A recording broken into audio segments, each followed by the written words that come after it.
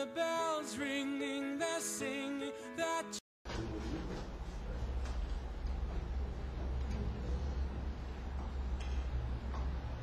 Bom dia.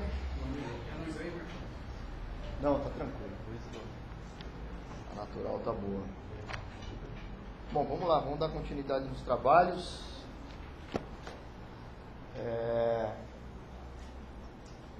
Nos louvores, né, foi mostrada a beleza do Senhor e a parte ruim ficou comigo. Mostrar a feiura do homem.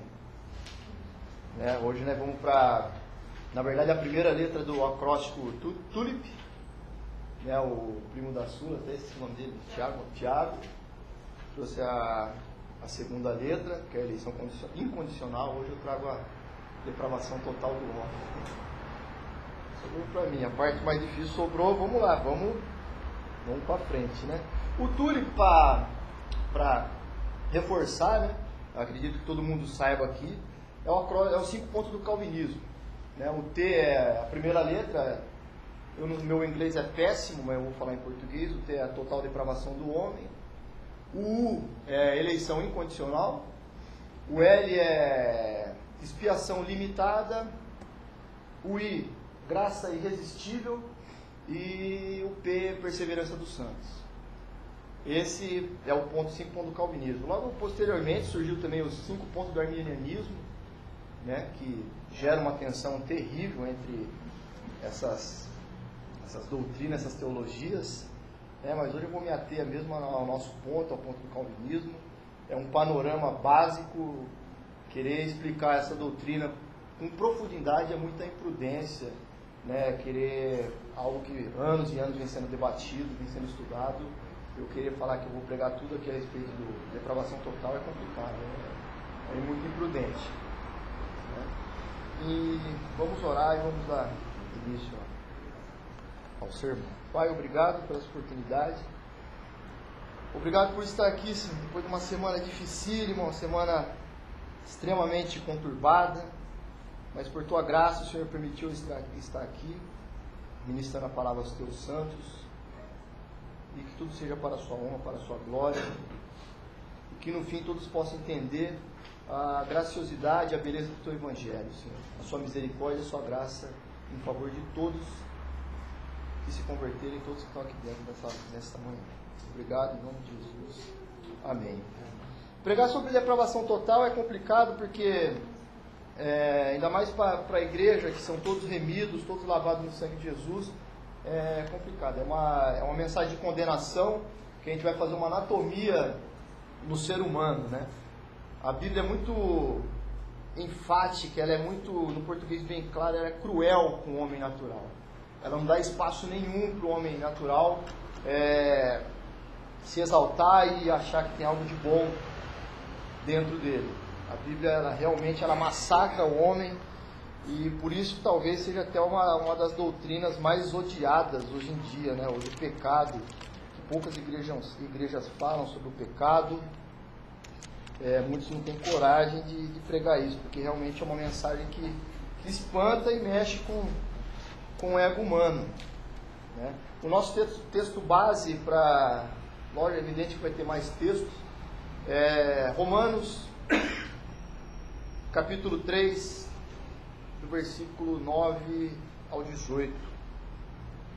Esse é um texto muito usado para mostrar a condição do homem.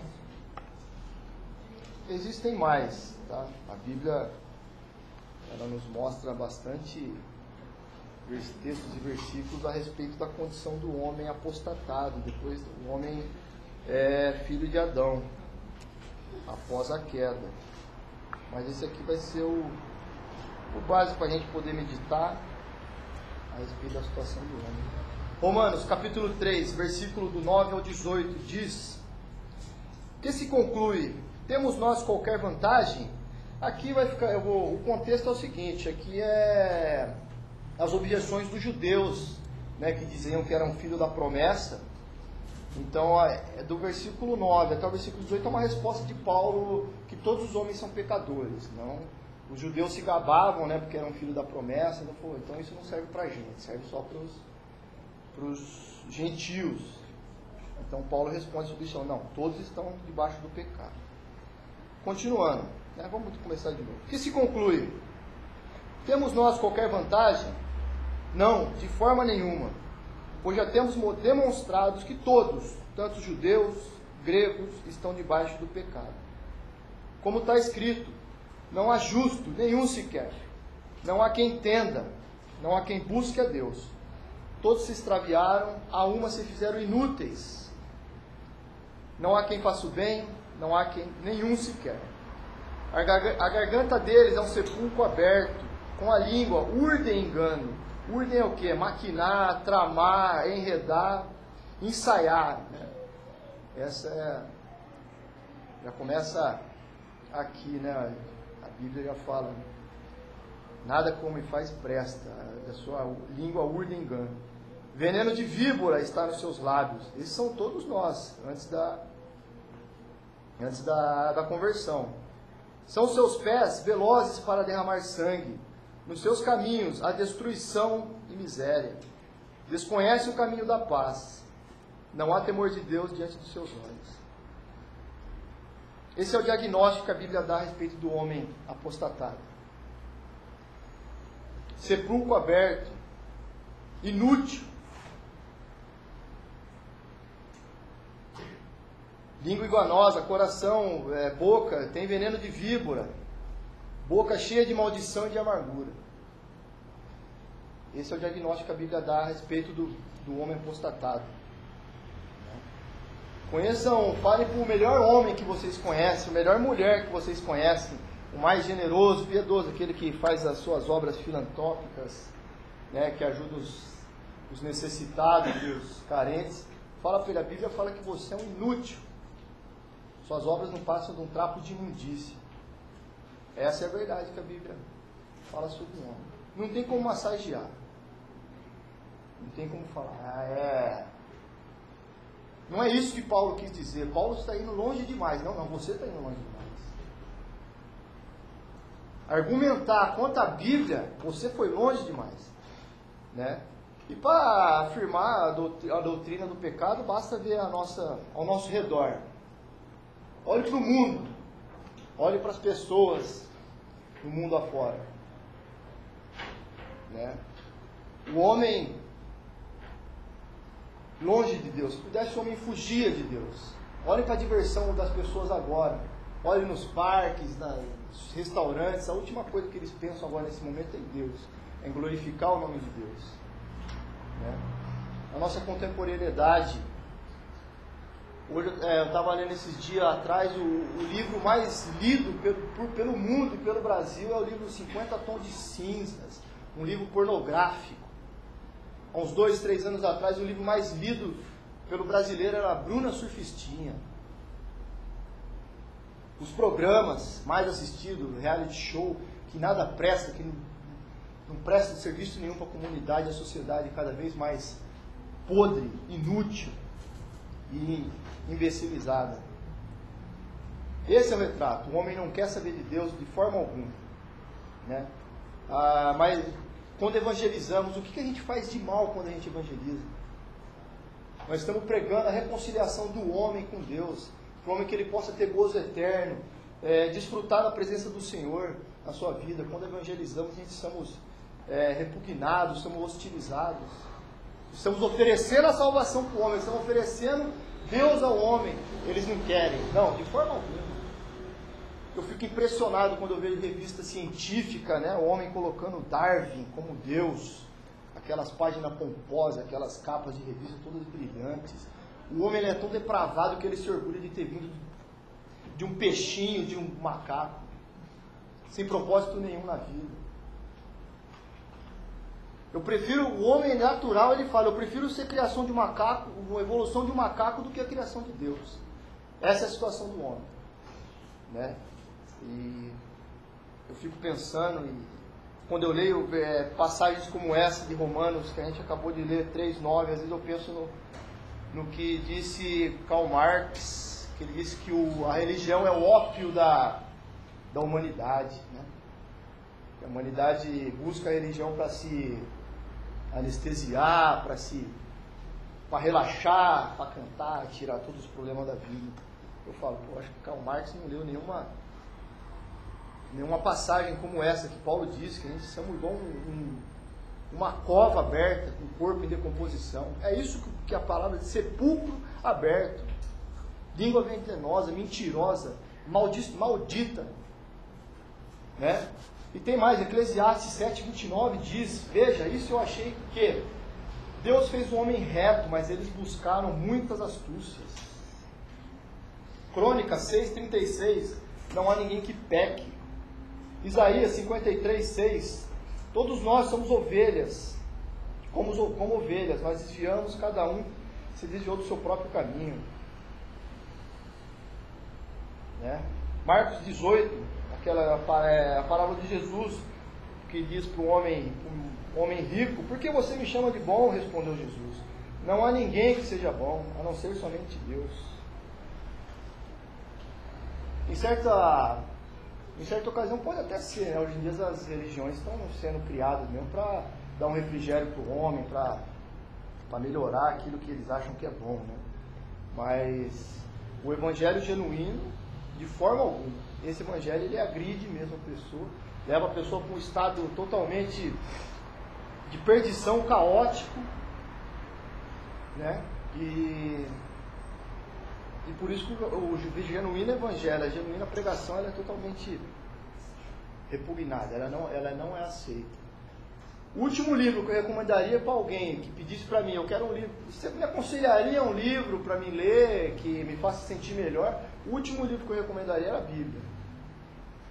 Leia essa Bíblia com seriedade, você será mesmo realmente afrontado por ela, né? A doutrina da depravação total ou incapacidade total diz que todos os homens, como consequência da queda, nascem moralmente corruptos, escravos do pecado e em inimizade com Deus, e incapazes de agradá-lo ou até mesmo de voltar-se para Cristo para a salvação. Assim, a necessidade de uma eleição graciosa e incondicional. Né? Você vê os 5 pontos do calvinismo, é uma engrenagem, um se encaixa no outro. O Tiago pregou sobre a eleição incondicional e se viesse pela ordem corretamente, fosse o primeiro, o que acontece? A eleição incondicional por quê? Pega-se uma massa de homens apóstatas, todos são apóstatas, todos estão pecadores e caídos. Então daí a gente liga a eleição incondicional com essa massa. É incondicional por quê? Não há condição nenhuma, todos pecaram, todos estão destituídos da presença de Deus. Eleição incondicional. Aí depois você liga na expiação limitada e você cria aí uma coerência na doutrina calvinista. Né? Existem calvinistas de 3 pontos, de 4 pontos, isso é uma aberração, não abracem isso, não, que isso aí é um Frankenstein que os teólogos montam, né? Não tem nada a ver isso aí, isso é ridículo. Né? Dando continuidade, na carta aos Romanos ainda, no capítulo 5, no versículo 12, né? Vamos entender um pouquinho da onde surgiu toda essa devassidão do homem, toda essa corrupção, essa maldade. Né? Se os irmãos quiserem acompanhar, senão eu tenho tudo aqui, eu vou lendo rapidinho para a gente poder ganhar tempo, para não poder estender muito. Romanos capítulo 5, 12 diz: portanto, da mesma forma como o pecado entrou no mundo por um homem, e pelo pecado a morte, assim também a morte veio a todos os homens, porque todos pecaram. Né? Resumidamente, a Bíblia é clara, ela afirma que pelo pecado de Adão, nosso representante, pelo pecado dele todos nós pecamos. Deus escolheu Adão para ser nosso representante da raça humana. Ele pecou, todos nós somos participantes desse pecado de Adão. É isso que a Bíblia afirma. Não é hereditariedade. Eu fui aprendendo, como Pelágio diz, eu fui aprendendo o pecado conforme eu fui crescendo. Não, você nasceu pecador, sua mãe te concebeu do pecado e devido ao pecado de Adão. Tá? Agostinho, comentando esse versículo aqui, ele vai dar uma boa explanação para a gente. Ele diz: na criação, Adão tinha a capacidade de pecar e a capacidade para não pecar. Adão foi criado um homem perfeito.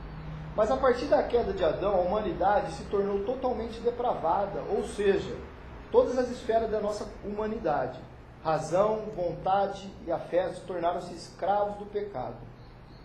Como herança maldita recebida de Adão, a natureza humana passou a ser escrava do pecado e sujeita à morte.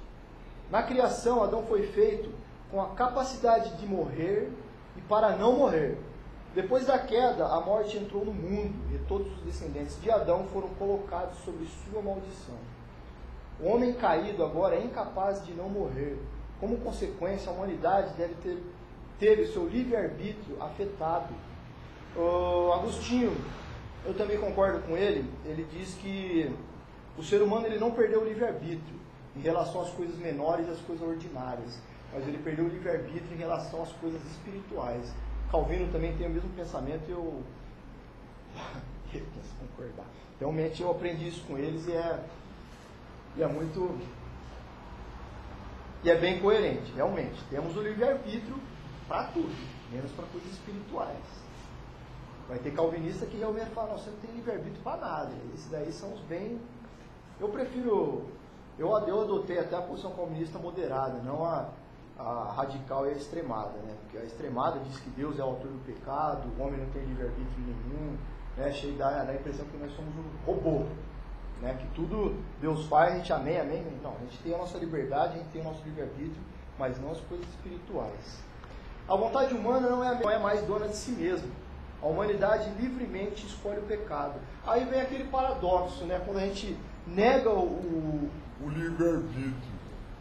Se a Bíblia diz que aquele que comete, Jesus disse, aquele que comete pecado é escravo do pecado, né? Então onde se encontra a nossa liberdade? O nosso livre-arbítrio, né? Se a gente é livre só para escolher o pecado, onde se encontra a nossa liberdade? Então esse é o problema. Por isso que vocês vão ver muitos reformados, calvinistas, negando a existência do livre-arbítrio do homem. E realmente, se você conversar com eles, ter uma conversa séria, realmente vai ser a respeito disso aí. O homem é livre para pecar. Se ele é livre só para pecar, ele não tem liberdade nenhuma. Se ele não é livre para fazer o bem, resumidamente, ele não tem livre-arbítrio. Então, dessa forma, a gente pode concordar com eles. Eu também concordo com essa posição, né? Vamos falar um pouquinho sobre o pecado. O que é o pecado? Mais para frente vamos falar sobre as consequências do pecado. E depois vamos falar um pouco de depravação total em si, né? A respeito desse ponto, vamos dar uma destrinchada melhor. Coisa bem rápida, tranquila, para a gente não se aprofundar muito, senão eu vou ter problema aqui na frente. O que é o pecado? O Catecismo Menor de Westminster, assim também paralelamente com a confissão da nossa Igreja Batista, eles são muito parecidos, né? Nos informa sobre esse tema. O que é o pecado? O pecado é qualquer falta de conformidade com a lei de Deus, ou qualquer transgressão dessa lei. Por isso, quando pecamos essencialmente contra o Santo Deus, o Senhor da criação. Por isso o pecado é a blasfêmia prática do seu nome, do nome de Deus, é o desafio da sua justiça, violência à sua misericórdia, zombar de sua paciência, desrespeito ao seu poder e desacato ao seu amor. Quanta paciência, quanta misericórdia Deus tem que ter lá do terceiro céu, porque o que o ser humano não arrependido faz é mais isso. Todo dia a respiração do homem não convertido é uma zombaria à paciência de Deus. É um desafio à sua justiça. Terrível a condição do homem não apostatado. Abusa da misericórdia e da paciência de Deus todos os dias. É triste a situação dos homens, né? Dando seguimento, consequentemente, o ser humano é incapaz até mesmo de buscar a Deus sem o socorro da graça especial. O ponto crucial é a nossa participação em Adão. Esse é o ponto, né? Muitos podem argumentar, mas que prova que a gente temos do pecado, né? O pecado, as crianças não nascem pecadas, são todas boas, são todas saudáveis. A prova maior que a gente tem do pecado é a morte. Criança morre, adulto morre. Deus falou para Adão, o salário do pecado é a morte, né? Se você comer do fruto proibido, certamente morrerás. Então, a maior prova, para não ficar aquela discussão longa e prolongada, por exemplo, um dia encontrar um católico ou, sei lá, alguma seita aí, para não ter delongas no debate, não, a maior prova do pecado é a morte. O pecado realmente existe, é a morte. Todos morrem, então é isso que a Bíblia prega. Quando Adão pecou, ele não pecou simplesmente por si mesmo, mas como representante, como cabeça de toda a raça humana. Por isso, toda a raça é caída e corrupta, sujeita à morte, porque a raça tem solidariedade com o cabeça da raça. Igualmente, a nossa confissão de fé batista aqui da igreja diz: Deus criou o homem perfeito e justo. Ele deu uma lei justa. O que seria para a vida se guardasse, ou para a morte se desobedecesse. Mesmo assim, o homem não manteve por muito tempo a sua honra. Satanás valeu-se da astúcia da serpente para seduzir Eva. E esta seduziu Adão. Que sem ser compelido, esse aqui é muito importante entender. Adão e Eva pecaram voluntariamente, sem coerção. O que o diabo fez? Falou, vai lá que não dá nada. Deus falou que certamente morrerá, mas não vai nada, é mentira. Deus falou, balela, come lá. O engano é que todo mundo faz, né? O pecado é assim que o pecado entra. Se aparecer coisas boas, coisas erradas parecer boas, né? Que nem o Diego falou agora da Bíblia freestyle. E bastante adeptos estão protegendo essa horrorosidade, essa blasfêmia, né?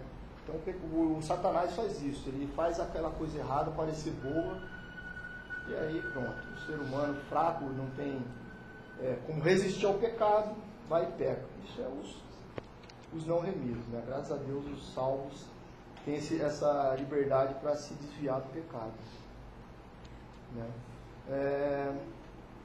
E Adão e Eva transgrediram voluntariamente a lei instituída na criação e a ordem de não comer o fruto proibido. De acordo com seu conselho sábio e santo, aprove a Deus permitir a transgressão. Pô, isso aqui, se soubesse a confusão que dá, o debate que dá isso aqui, mas como é que Deus, sendo bom, pode permitir o pecado? Amigo, permitiu, entrou, não me pergunte como, né? Realmente o pecado, a entrada do pecado do mundo teve a permissão de Deus. E no âmbito do seu propósito, mesmo isso ele usaria para a sua própria glória. Por esse pecado, nos primeiros pais descaíram de sua condição original de retidão e comunhão com Deus. No pecado deles, nós também pecamos, e isso, a morte veio sobre faculdades e partes do corpo e da alma. Sendo eles, quem? Adão e Eva, ancestrais e pelo desígnio de Deus, os representantes de toda a humanidade, a culpa do pecado foi imputada a toda a sua posterioridade, e a corrupção natural passou todos os seus descendentes, por nascimento, visto que todos são concebidos em pecado.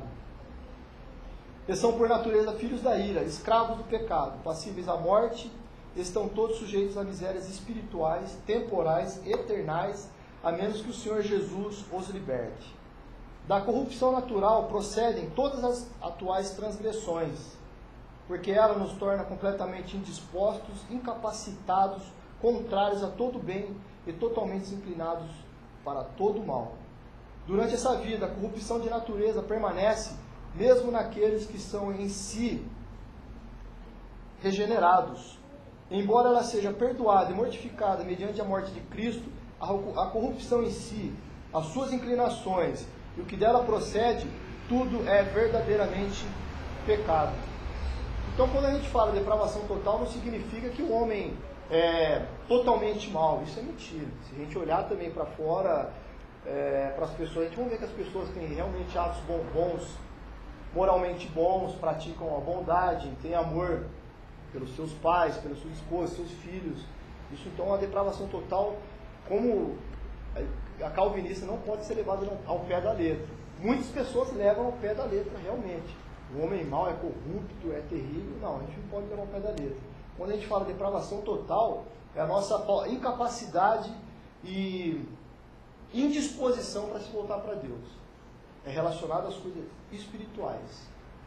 Então é esse que tem que deixar bem claro, que gera muito conflito também para as pessoas não conhecer a nossa teologia e acabam apedrejando a gente por causa disso. Então, antes de falar alguma coisa, conheçam, corram atrás, porque não é assim que a gente pensa. Depravação total é isso, é simplesmente a indisposição do homem a se voltar para Deus.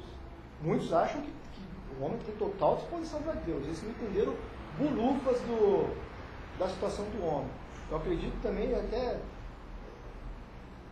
me ouso falar que muitos nem salvos são. Como é que você pode ser salvo de uma coisa se você não tem ciência da sua perdição, da sua corruptibilidade? Né? Se você é tão bom, você tem um livre-arbítrio, é tão bom, por que você não se converte a Deus sozinho? E esse tipo de doutrina, de teologia que pregam que o homem tem essa capacidade de voltar para Deus, é uma blasfêmia. Se o homem fosse tão bom, Deus não precisava enviar Jesus Cristo para morrer na cruz por nós. Se você é tão bom, volte-se a mim.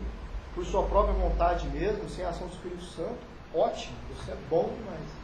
Então esse tipo de doutrina também eu acho meio uma blasfêmia contra a obra de Cristo na cruz. A mente decaída se recusa a reconhecer que Deus é supremo, preferindo buscar o ponto de referência final no mundo, adorar e servir a criatura antes do Criador. Religiões pagãs, o que eles fazem? Prestam culto à criatura, à obra de suas mãos, né? Allan Kardec, Papa, enfim, todas essas divindades pagãs aí. Isso é nítido. A Bíblia, antes disso tudo acontecer, Deus já tinha dizido que o homem prefere servir a criatura do que a Deus. Quantos ídolos todo ser humano tem em casa, né? Às vezes é um colega, é esposa, é filho, é médico, é professor. Eu conheço pessoas que, poxa, né, tem várias pessoas que já se admiram, daqui um dia estão prestando culto a seus professores, a seus médicos, as pessoas que elas realmente admiram. Então isso é mais um sinal do pecado. Essa é a essência do pecado. Os resultados dessa decisão de Adão e Eva ter desobedecido a Deus têm sido desastrosos, tanto na vida intelectual quanto na vida prática. Podemos agrupar, aqui eu agrupei 6 rupturas e divisões ocorridas devido à obediência de Adão e Eva ao Senhor. A primeira, e essa foi bem coerente mesmo, realmente, eu não vou entrar em muitos detalhes também para a gente poder avançar mais rapidamente. A primeira divisão é a ruptura espiritual, ocorrida entre o homem e o Criador. Adão, quando pecou, foi expulso do paraíso, banido. Então, consequentemente, como somos descendentes de Adão, todos estamos separados da presença de Deus. Não há nada de Deus, não há igreja, né? O homem é apostatado. Né? Todos estamos banidos da presença de Deus.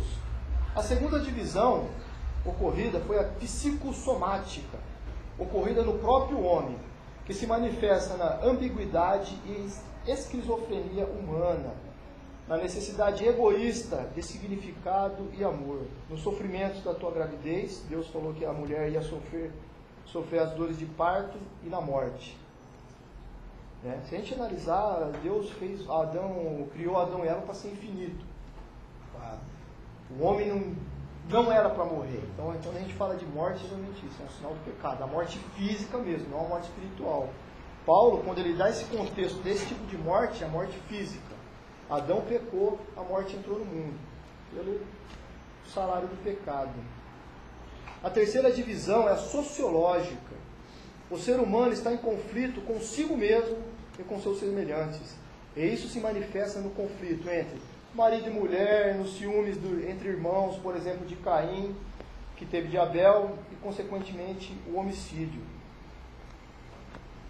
Guerra, né?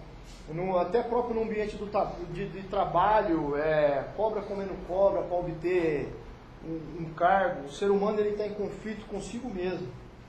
Eu acho gozado, até estranho, esses mesmos seres humanos, esses mesmos evolucionistas que dizem que a gente é fruto do macaco, quando eles param, pensam na vida, eles começam a filosofar, né?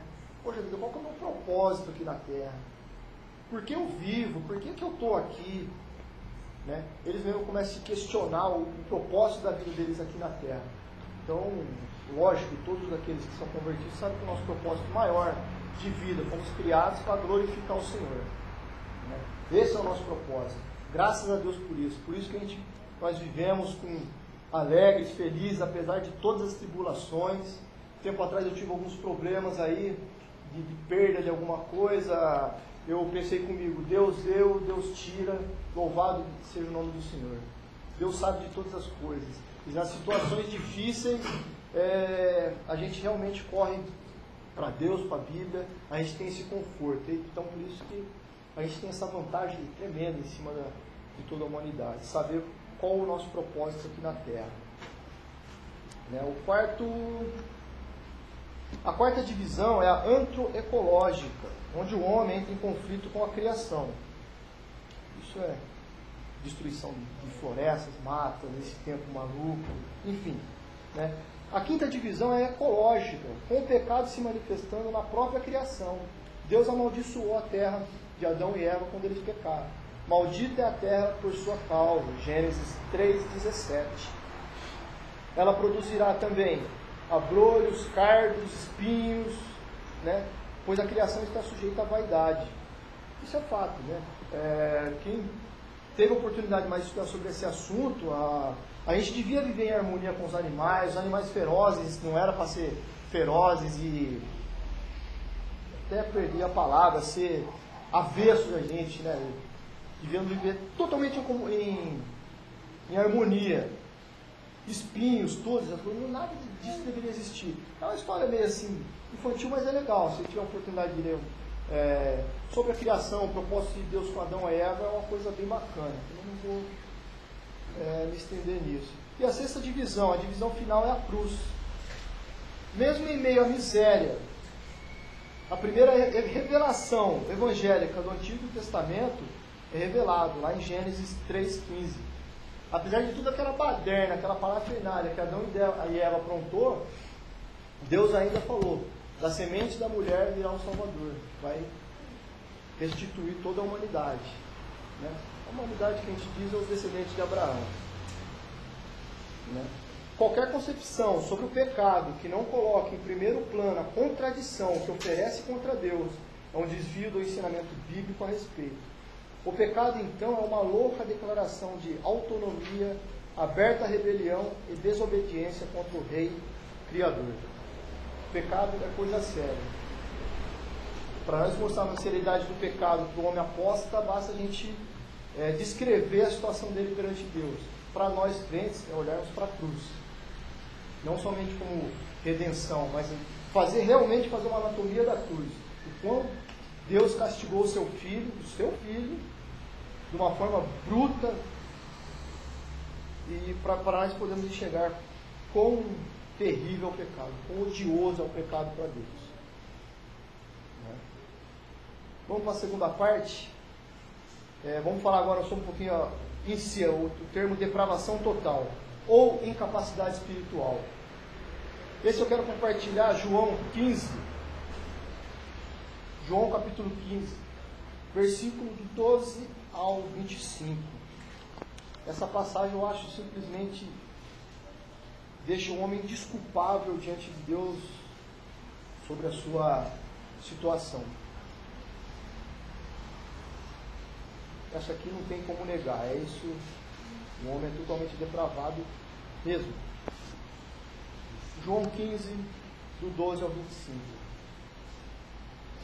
Jesus dizendo, o meu mandamento é este, amem-se uns aos outros como eu os amei. Que coisa bela que Cristo está pedindo, amor mútuo entre uns aos outros. Ninguém tem maior amor do que aquele que dá sua vida pelos seus amigos. Olha o começo, como é forte, como diz morte, abnegação, amor. Quando a gente evangeliza, é isso que a gente faz. Pregamos mensagem de paz, de reconciliação, Deus e o homem. Já não os chamo de servos, porque o servo nada sabe o que o seu senhor faz. Em vez disso, eu os tenho chamado de amigos. Cristo, nosso Senhor, é o nosso amigo. Por isso a gente tem essa aberta relação com Ele. Porque tudo que eu ouvi de meu Pai, eu lhes tornei conhecido. Vocês não me escolheram, mas eu vos escolhi, para irem e darem fruto, fruto que permaneçam, a fim de que o Pai lhes conceda o que tudo que pedirem em meu nome. Esse é o meu mandamento, amem-se uns aos outros. Agora começa a complicar a coisa aqui. Se o mundo vos odeia, tenha em mente que antes odiou a mim. Se vocês pertencessem ao mundo, ele os amaria, como se fossem deles. Quantos crentes hoje em dia vê que são admirados pelo mundo? E o pessoal tem que ser assim, a gente tem que estar junto com o mundo. Não, o mundo tem que odiar o verdadeiro cristão, que odiou Cristo. Não adianta querer discutir, Cristo está falando aqui, odiaram a mim primeiro, depois vão odiar vocês. A palavra que vocês vão trazer é para homens cegos, homens mortos espiritualmente. Eu vejo tanta gente fazendo tanto rodeio. As únicas pessoas do mundo que amam o Evangelho são os regenerados. Os não regenerados odeiam. Por isso que nós damos glória a Deus a isso. Quem dá essa capacidade de enxergar o Evangelho é Deus. Por isso que nós professamos. Só lhe deu glória. Glória dele, glória não nossa. O que a gente vê por aí é pessoas querendo deixar o Evangelho mais palpável, mais gostoso. Nós somos sal da terra, não somos docinho. Nós chegamos mesmo para meter o pé no balde. A palavra de Deus é agressiva. E quem transforma é Deus, é Espírito Santo, não é nós. Essas coisas que traz chateação, e às vezes eu entendo muitos irmãos, né, os nossos antepassados, Leonard Ravenhill, David Wilkerson, passou 30, 40 anos pregando contra esse tipo de evangelho abominável que traz nos nossos dias. Grandes irmãos, mártires morreram, não porque fizeram o osso de César, do Império Romano, não, porque eu não vou adorar você, César, eu adoro Deus. Augusto, não vou adorar você. Teve uma mártir, eu acho que é Perpétua o nome dela, depois eu pesquiso. Felicidade? Felicidade. Filha, você não vai adorar o imperador, não. Eu vou cortar o carrasco, eu vou cortar os seus 2 mamilos. Ela falou, dê o seu melhor, tirano. O meu Deus eu não nego. Essa é a realidade do Evangelho. Isso que Cristo pregou. Vocês serão odiados. Odiados por quê? Porque o homem é incapaz de se voltar ao Cristo, tem o poder do Espírito Santo. Lembre-se da minha palavra, que eu lhe disse, nenhum escravo é maior do que o seu Senhor. Se me perseguiram, também perseguirão vocês. É Jesus falando. Se obedecerem a minha palavra, também obedecerão a de vocês. Tratarão assim vocês por causa do meu nome, pois não conhecem aquele que me enviou.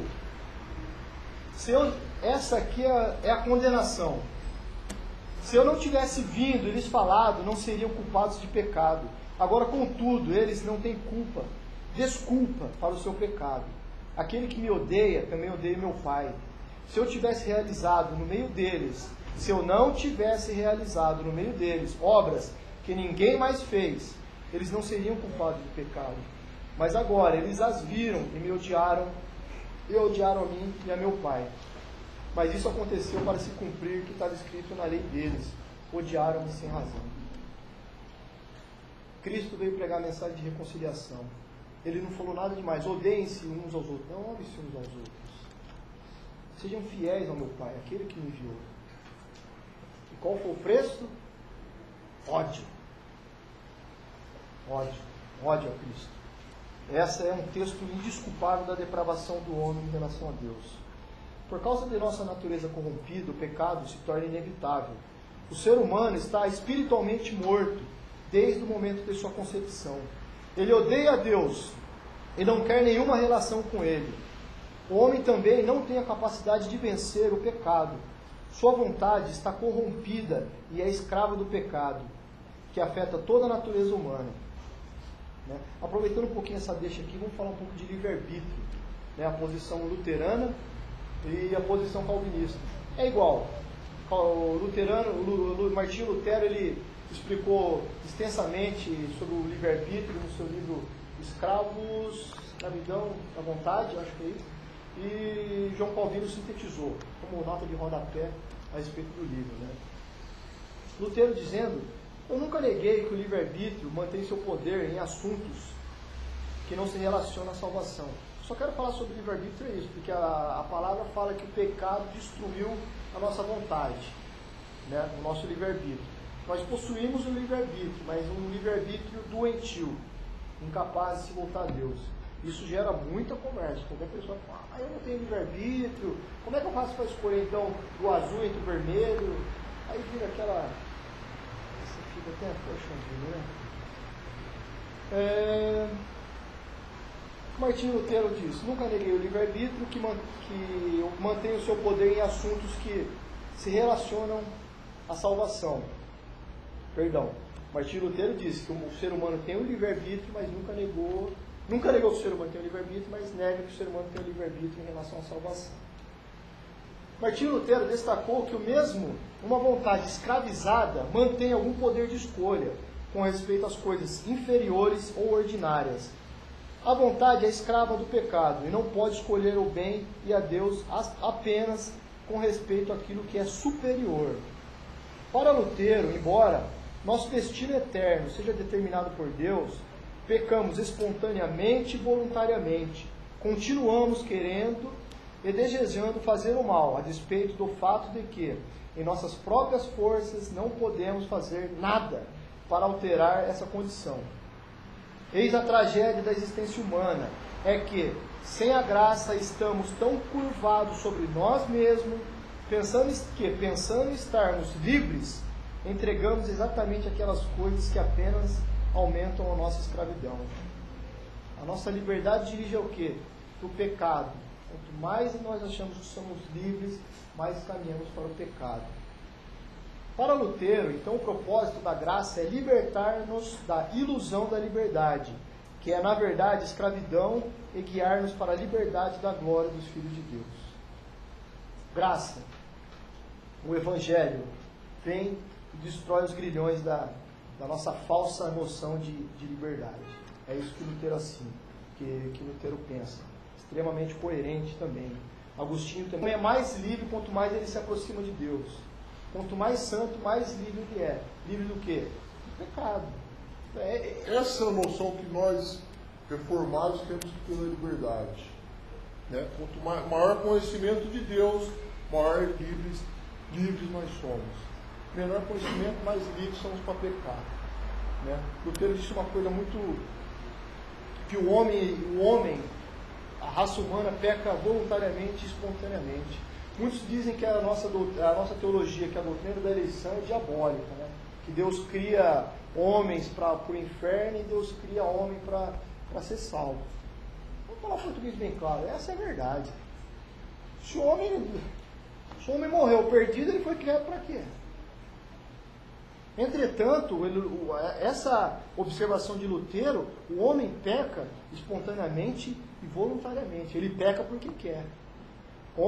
Não adianta querer colocar culpa em Deus que criou esse homem para o inferno. Homens e mulheres vão para o inferno porque amam seus pecados.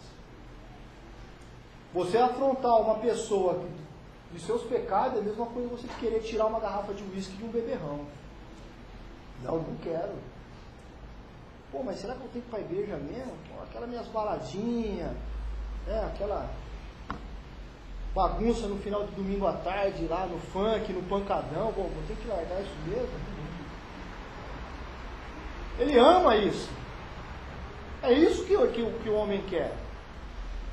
Ele não conhece a verdadeira liberdade. Quando você prega, você diz que é evangelho, pô, mas você abandonou tudo, graças a Deus. Agora que eu sou livre, eu sou feliz.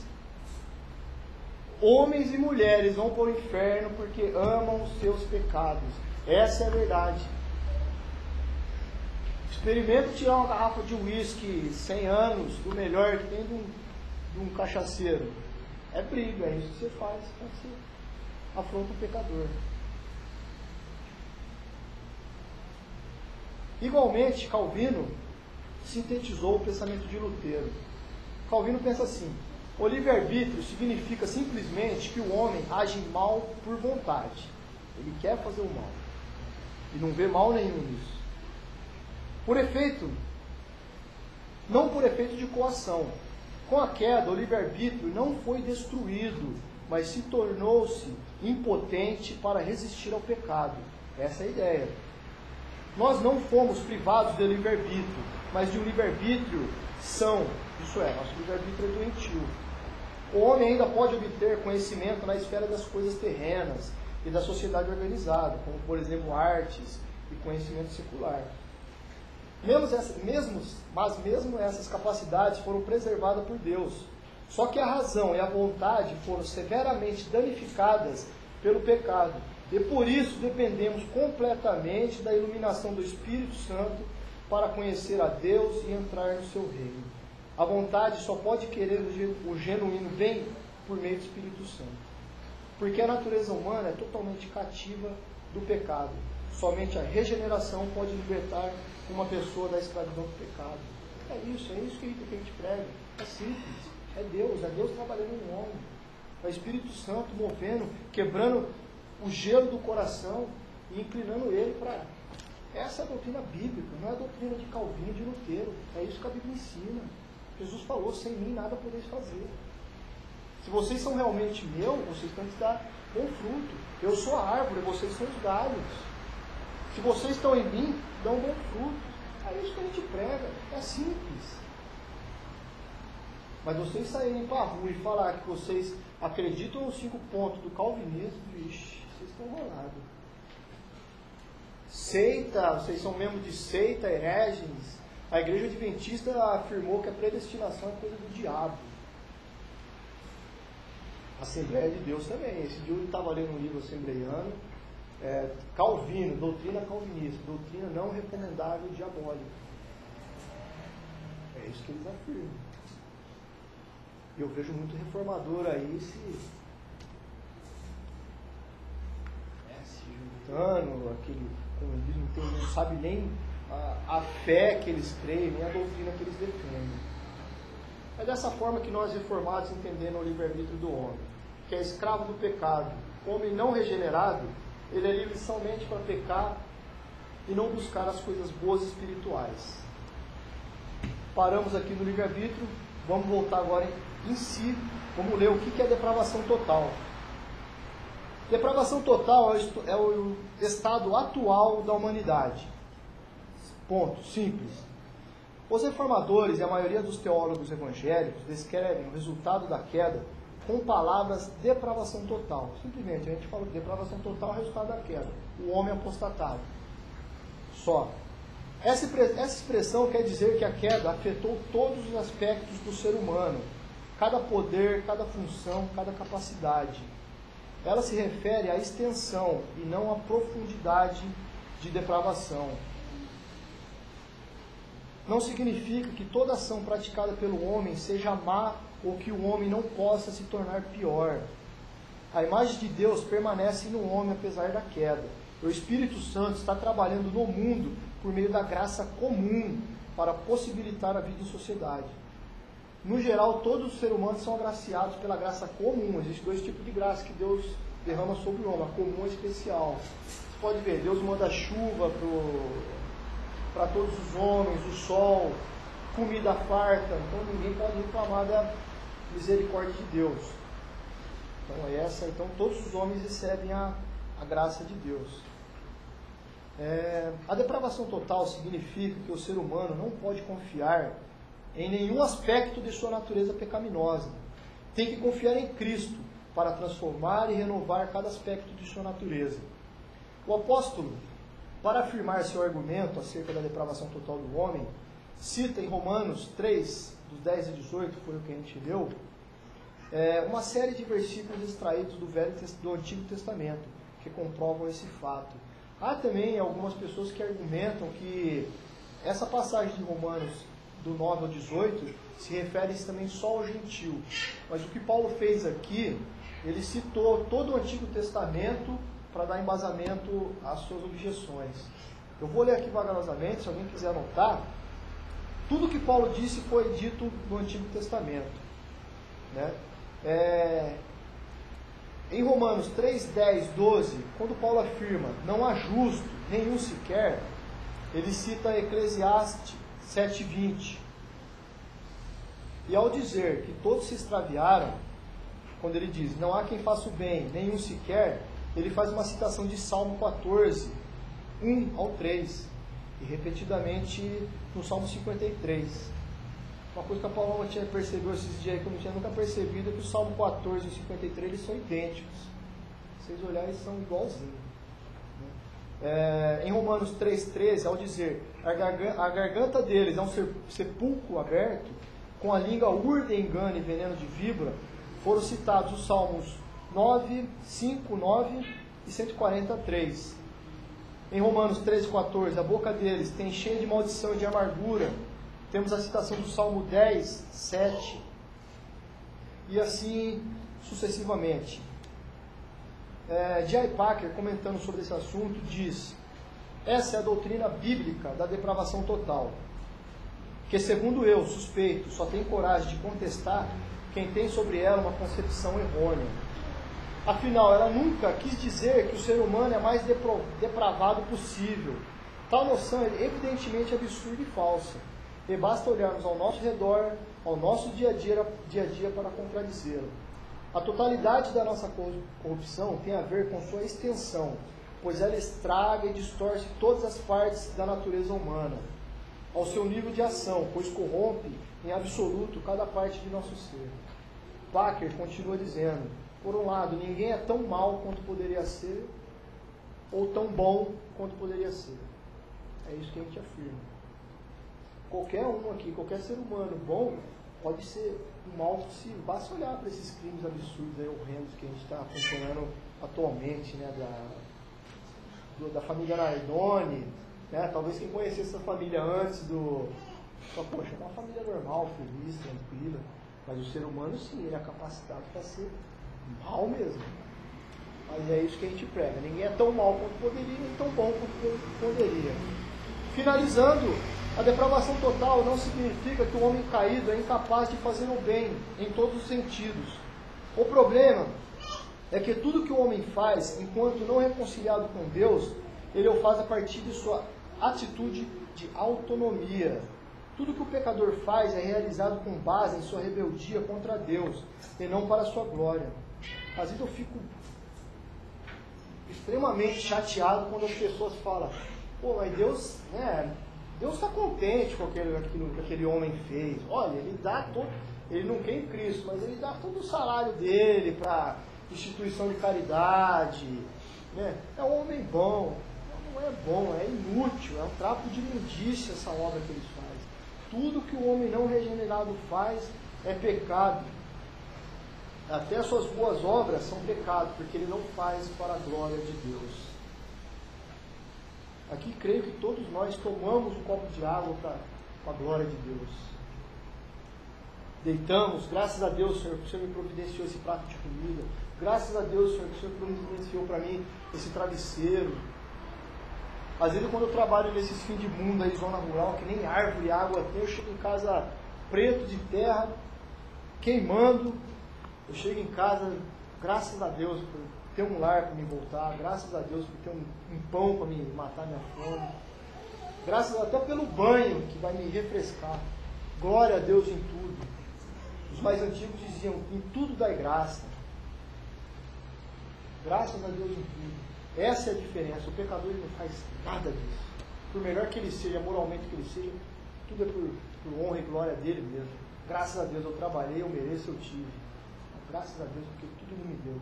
Em tudo ele proveu e tudo ele foi fiel. E nas horas mais miseráveis que você dá valor para as coisas mais simples e comuns da nossa vida. Um copo de água, um banho gelado, um travesseiro, depois de um dia cansativo de trabalho. Louvado seja Deus por isso. Em tudo na nossa vida, louvado seja Deus por isso. O resumo da noção bíblica de depravação total é devastador. A Bíblia mostra o homem, a situação do homem é caótica. Nada que o homem pode fazer pode regenerar ele para Deus e mudar a sua situação diante de Deus.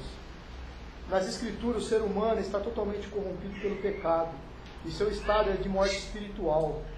Em seu estado natural, decaído, o homem odeia Deus e não quer nenhuma relação com Ele.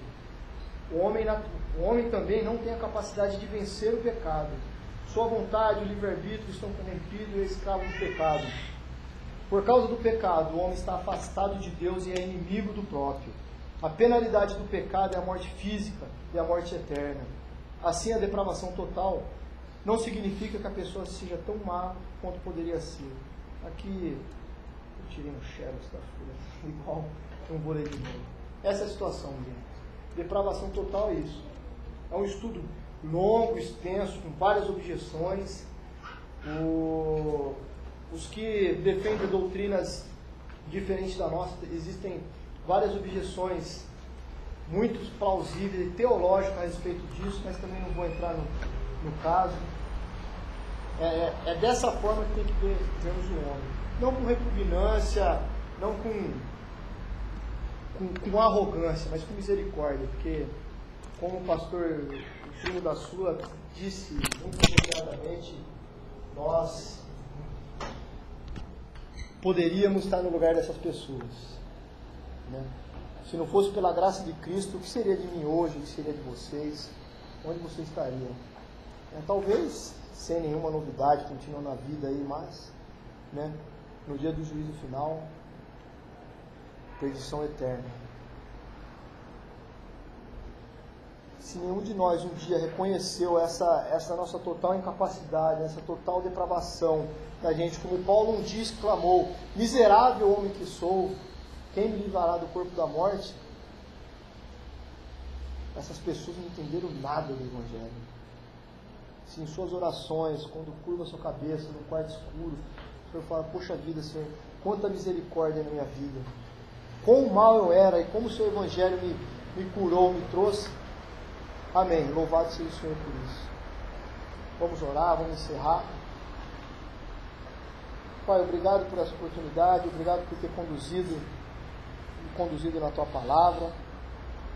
Obrigado por esse estudo, que realmente, Senhor, o Senhor permitiu, mas pregar uma palavra assim para a Tua igreja, para os Teus santos, por aqueles que já são remidos, uma palavra de condenação é sempre uma afronta, pois o Senhor já os libertou, o Senhor já os curou, e graças a Deus todos aqui têm a capacidade de enxergar a sua beleza, Senhor.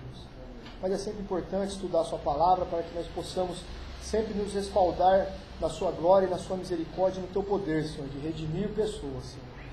Como já foi estudado, o resultado da evangelização não depende da gente, depende de Ti e do agir do Seu Espírito Santo.